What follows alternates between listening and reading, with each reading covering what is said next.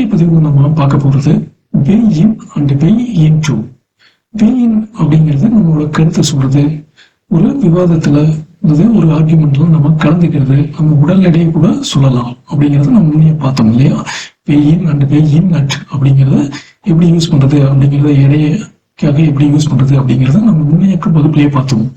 So இந்த வே இன் வச்சு இதையெல்லாம் சொல்லலாம்.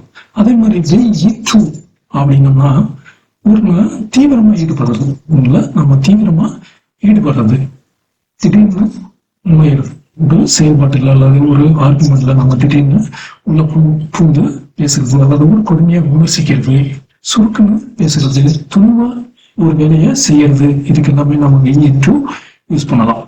சோ இன்னைக்கு வகுப்புல நம்ம என்ன பார்க்க போறோம், way and way in and way in to அப்படிங்கறது தான் நம்ம எப்படி நம்ம டெய்லி லைஃப்ல எப்படி யூஸ் பண்ணிக்கிறது அப்படிங்கறத பார்க்க போறோம்.